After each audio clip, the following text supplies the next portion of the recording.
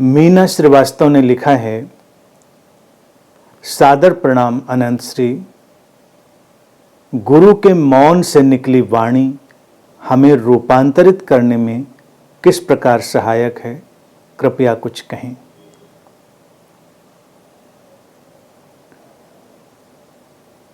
रूपांतरण जीवन का एक सहज ढंग है।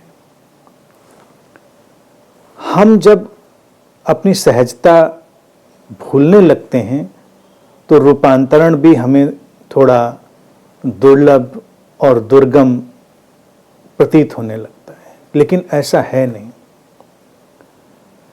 गुरु के मौन से निकली वाणी जो पूछा है, मौन से निकली वाणी का अर्थ है उसके अंतरतम से, जो उसकी स्रोत से लयबद्धता है, उससे उठी हुई वाणी। ये करुणामय प्रेमपूर्ण घटना है, इसीलिए बदलती है। मौन से निकली वाणी का अर्थ ये नहीं है कि उसमें फिर भी कुछ तुम्हें बदलने के लिए दबाव है, कोई उत्तेजना है। कोई उत्तेजना नहीं है, कोई दबाव नहीं है, लेकिन फिर भी हम बदलते हैं, रूपांतरित होते हैं।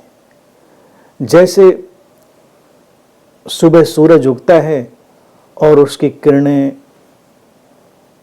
धरती पर प्रवेश करती हैं तो कितनी हलचल होती है,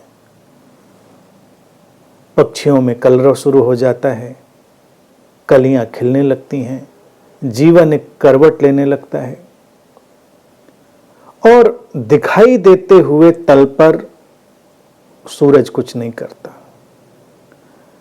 तो ऐसे ही जो मौन से निकली हुई वाणी होती है वो इतनी सहज, इतनी स्रोत में पगी हुई और इतनी प्रेममय होती है कि हमें रूपांतरित होने का, बदलने का कोई दबाव भी नहीं देती और सब बदल जाता है।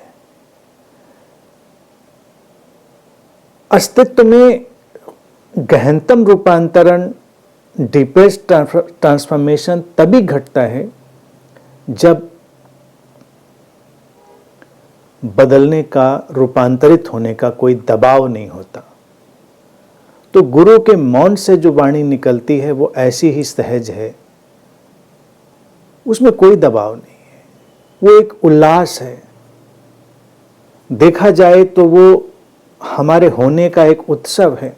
हम साथ बैठे हैं तो कुछ बोला जा रहा है, ये हमारे साथ होने का एक जो प्रेम की घटना है, उसमें घटा हुआ एक ढंग है जो बोला जाता है, लेकिन उसमें कोई एजेंडा नहीं है। जिंदगी में ज्यादातर चीजें एजेंडा में, एक किसी विशेष उद्देश्य में लिप्त हैं और उनके दबाव के कारण ही रूपांतरण नहीं घटता। तो मौन से निकली हुई वाणी, चाहे वो गुरु के अंदर से निकले या कहीं से भी प्रकट हो, वो सबको ऐसे ही सहज रूपांतरित करती है, क्योंकि सहजता ही रूपांतरण का आधार है। हमेशा इस बात को ध्यान रखें। निसर्ग की बात हमेशा हम कर रहे हैं और आजकल हम ताओ ते चिंग की यात्रा में चल रहे हैं, उस पर बात कर रहे हैं, उन सूत्रों को। तो उनको भी अगर देखें तो उसमें भी लगातार निसर्ग की बात, नेचुरल होने की, नेचर की बात। सबसे ज्यादा रूपांतरणकारी तो निसर्ग ही है, प्रकृति ही है, और वो कोई दबाव नहीं डालती, बस बदल देती हमको। पता भी नहीं चलता कब हम बदल गए। तो गुरु का होना ऐसा ही है, बिल्कुल निसर्ग की तरह। उसकी वाणी भी निसर्ग की तरह है, कंप्लीटली नेचुरल। रूपांतरण के सारे धरातलों, आयामों और समझ से निकलती है, लेकिन कोई दबाव नहीं लाती, इसीलिए सहज रूपांतरण घट जाता है।